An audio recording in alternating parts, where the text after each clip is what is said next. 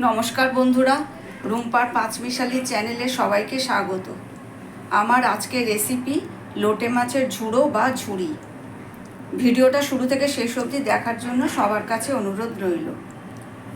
লোটে মাছ কিন্তু অনেকেই খেতে পছন্দ করেন না, আবার অনেকে খেতে পছন্দও করেন। আমি কিছুটা লোটে মাছ নিয়ে নিয়েছি, কেটে পরিষ্কার করে ধুয়ে একদম মাথাটা বাদ দিয়ে দিয়েছি, এরকম গোটা গোটা অবস্থায় রেখেছি। এখানে দুটো ছোট পেঁয়াজ ঝিরি ঝিরি করে কেটে নিয়েছি, 1 ইঞ্চি মতো আদা ছোট ছোট টুকরো করে রেখেছি, আর এখানে একটা বড় টমেটো ছোট ছোট করে কেটে নিয়েছি। 4টে কাঁচা লঙ্কা নিয়েছি, কিছুটা ধনেপাতা কুচি, 1 চামচ হলুদ গুঁড়ো, 1 চামচ কাশ্মীরি মির্চ, আর রসুন নিয়েছি একটু বেশি করে, প্রায় 12-13 কোয়া মতো রসুন একদম ছোট ছোট করে কেটে নিয়েছি, স্বাদ অনুযায়ী নুন। এখানে আদা আর দুটো কাঁচা লঙ্কা নিয়ে নিয়েছি। প্রথমে এটাকে আমি একটু বেটে নেব। লোটে মাছটাকে আমি একটু নুন আর হলুদ মাখিয়ে রেখে দিচ্ছি।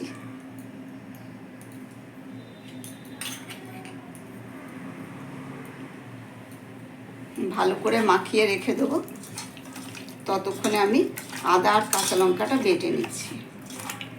গ্যাস অন করে কড়াই বসিয়ে 3 চামচ সর্ষের তেল দিয়ে দিয়েছি। তেলটা গরম হয়ে গেছে, এবার আমি পেঁয়াজ কুচিটা ছেড়ে দিচ্ছি।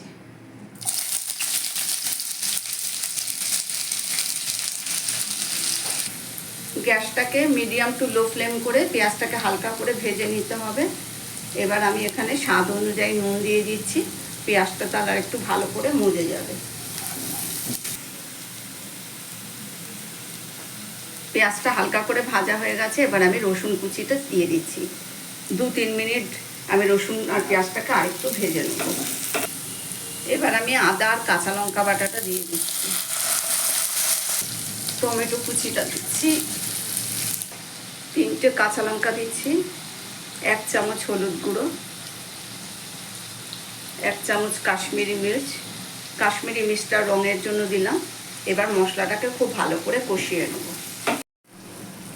মশলাটা কষা হয়ে গেছে, তেল ছাড়তে শুরু করে দিয়েছে। এবার আমি মাছগুলোকে এই মশলার উপর দিয়ে এইভাবে করে সাজিয়ে দেব। গ্যাসের ফ্লেমটাকে একদম লো করে দেব। আমি 2-3 মিনিট কড়াইটাকে একটু ঢাকা দিয়ে রাখবো। 2-3 মিনিট পর এবার আমি চামচের পেছন দিয়ে কাঁটাটাকে ছাড়িয়ে নেব। যতটা সম্ভব পারবো কাঁটাটাকে কিন্তু বের করে দেব।